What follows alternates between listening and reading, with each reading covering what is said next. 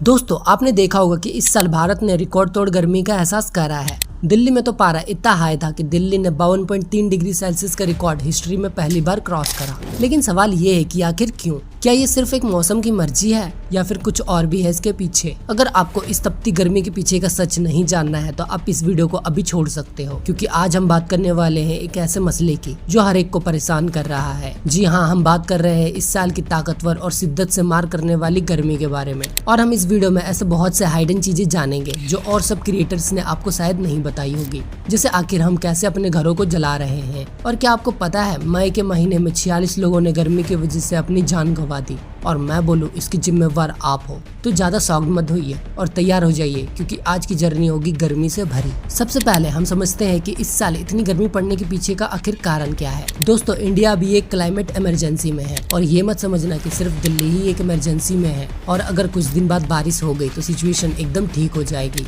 दिल्ली के साथ पूरा देश एक इमरजेंसी सिचुएशन में है। अगर दिल्ली के इलाके में गर्मी का कहर है तो कोस्टल इलाकों में बाढ़ आ रही है, माउंटेन्स में लैंडस्लाइड्स और ईस्टर्न इंडिया में नॉर्मल जमीन बंजर बन रही है। इस क्लाइमेट चेंज का सबसे बड़ा असर गरीब लोगों पर पड़ रहा है। इलेक्शन में पोलिंग के लास्ट दिन पर उत्तर प्रदेश के करीब 33 इलेक्ट्रियल ऑफिशियल्स की मौत हो गई, हीट वेव और गर्मी की वजह से। और आप मानोगे नहीं, हम क्लाइमेट इमरजेंसी में हैं, और ये इमरजेंसी का रीजन पता है क्या है? इंसान। विश्वास नहीं हुआ ना? चलिए मैं आपको 3 रीजंस देता हूँ जिससे आपको विश्वास हो जाएगा। आपने तो ये खबर सुनी ही होगी कि हमारे प्यारे भारत में तापमान 50 डिग्री तक पहुंच गया था। वहीं राजस्थान में बीएसएफ जवान रेतों में पापड़ और अंडे उबाल रहे थे। 2021 में एक स्टडी ने दिखाया था कि अप्रैल और मई के महीनों में हीट वेव 100 गुना बढ़कर अपना खतरनाक और खूंखार रूप दिखा रही है। जैसे हीट वेव और दूसरी फ्रीक्वेंट वेदर और तबाही मचा रही है। जैसे जब गर्मी होनी चाहिए तब कुछ ज्यादा गर्मी है, बारिश टाइम पर नहीं हो रही, और हो रही है तो बाढ़ आने जैसी बारिश हो रही है। सबसे बुरा हाल तो किसान का है। जब उन्हें बारिश चाहिए होती है तब जमीन सुखा देने वाली गर्मी हो रही है,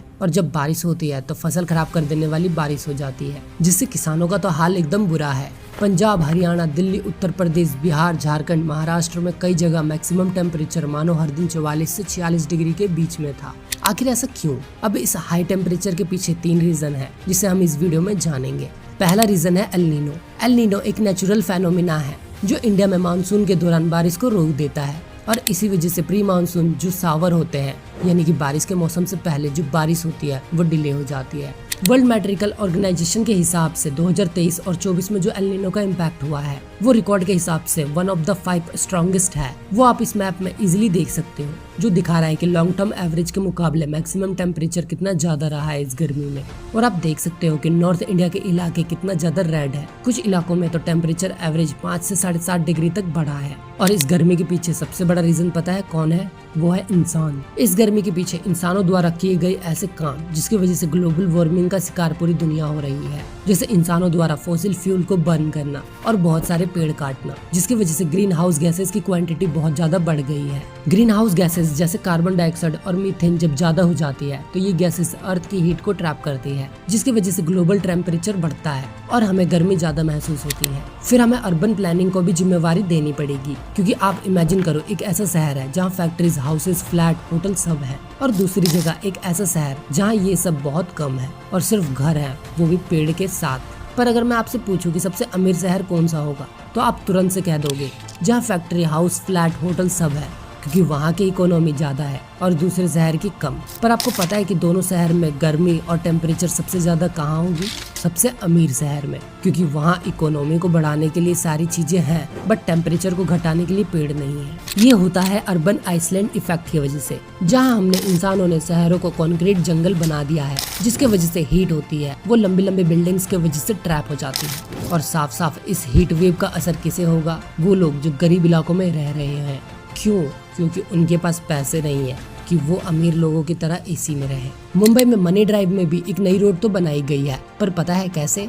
बहुत सारे पेड़ों की जान लेकर, उन्हें काट कर। अब लोगों के पास मनी ड्राइव पर चलने के लिए रोड तो है, पर इस खूंखार गर्मी से बचने के लिए पेड़ नहीं। और पता है पेड़ को गवाकर इंसान गर्मी से कैसे बच रहे हैं? पॉकेट में प्याज रखकर। थर्ड रीजन है डिफॉरेस्टेशन। इसमें कोई शक नहीं है कि जंगल है तो हम हैं, एंड जंगलों में पेड़ पौधे हैं तो हम हैं, जो कि लोग समझने के लिए तैयार नहीं है, एंड जंगलों को काटे जा रहे हैं। वही एक रिसर्च के हिसाब से हर साल करीब 15.3 करोड़ पेड़ काटे जाते हैं। और वही अगर भारत की बात करें तो 2016 से 2019 तक करीब 76,72,337 पेड़ को काट दिए गए और 2020 से 2021 में करीब 31 लाख पेड़ को कंस्ट्रक्शन, रोड और बिल्डिंग के वजह से काट दिए गए।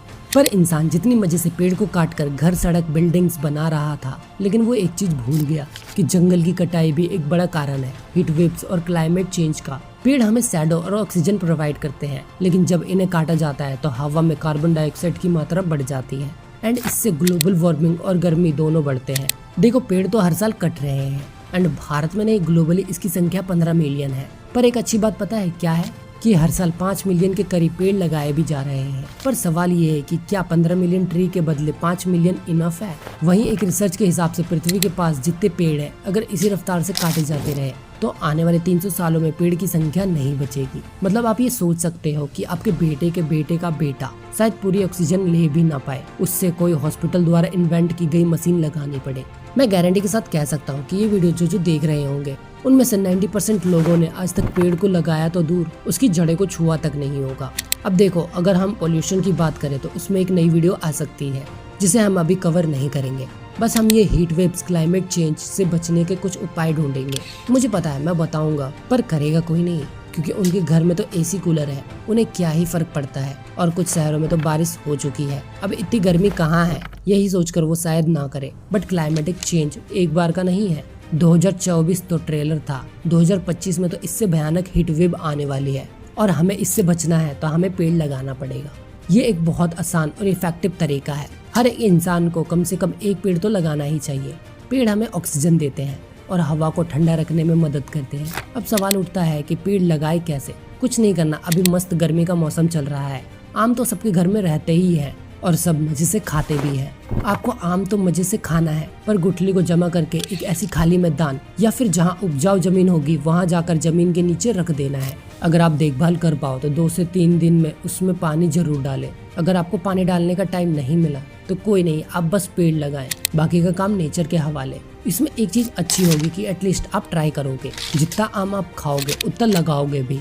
एंड ऐसा सोच अगर हर इंसान ने बना ले तो हो सकता है हमें आने वाले दिनों में इतनी भयंकर गर्मी का सामना ना करना पड़े। दोस्तों, आज हमने देखा है कि हमारे इन्वायरमेंट को कैसे ग्लोबल वार्मिंग और डिफॉरेस्टेशन ने घेर लिया है, लेकिन हम सब मिलकर इस बदलाव को रोक सकते हैं। बस एक छोटी सी कोशिश से भी बड़ा परिवर्तन हो सकता है। इसलिए मैं आपको ये छोटा सा पौधा दिखा रहा हूँ, इसे मत देखिए, इसे अपने घर में लगाइए। हर एक पेड़, हर एक पौधा हमारे लिए एक नई हवा, एक नई जिंदगी का संकेत है। आप भी अपने बालकनी, टेरेस या गार्डन में पौधे लगाइए और अपने दोस्त, परिवार और फॉलोअर्स से भी ये संदेश शेयर कीजिए, क्योंकि हर पौधा, हर कदम हमारे एनवायरनमेंट की रक्षा में मदद करता है। तो चलिए मिलकर कुछ ऐसा करें जो हमारे फ्यूचर जनरेशन के लिए बेहतर हो।